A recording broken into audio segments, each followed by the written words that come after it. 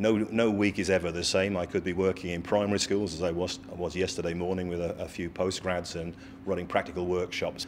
And today I'm here in the laboratories working with the students in the morning. I'll be giving lecture demonstrations and giving opportunities for my postgrads to give lectures to them in the afternoon. Gloucestershire tomorrow in a school up there on a project that we're working with Slovenia and Poland on ultraviolet visible spectrometry. And that's just when I'm working in the UK.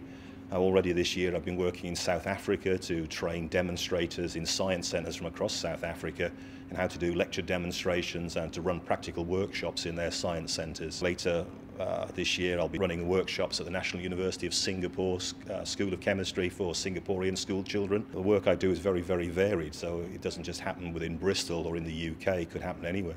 That means atmospheric pressure can push down on our material and it filters very, very quickly. Well, I got involved with the School of Chemistry at Bristol about 10 years ago, having the UK's biggest chemistry set to play with, to enthuse and educate and entertain kids is an opportunity too good to miss.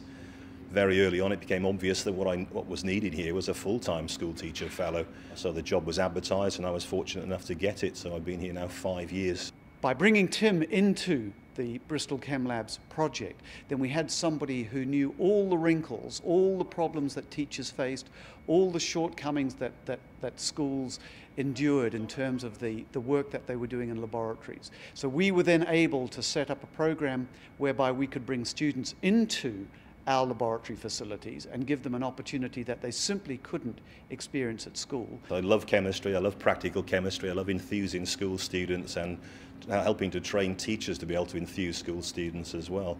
So that's probably the reason I do this job and I've carried on doing it. Well, I'm absolutely delighted to have been recognised for the work that I do, raising the profile of chemistry with the students that we engage with. Bristol Chem Labs and the work that I do here, we probably teach about 27,000 to 30,000 kids a year somewhere, and hopefully allow those students to make an educated decision as to whether they want to study science further up in their schooling, or even ideally, of course, to study chemistry at some university somewhere. It's a little different, I suppose, having a school teacher in a university setting picking up the award rather than a school teacher based in a science department in a school. So yeah, I'm very actually, I don't know the correct terminology, but I'm very, very flattered, I suppose, to be seen to be worthy of the award.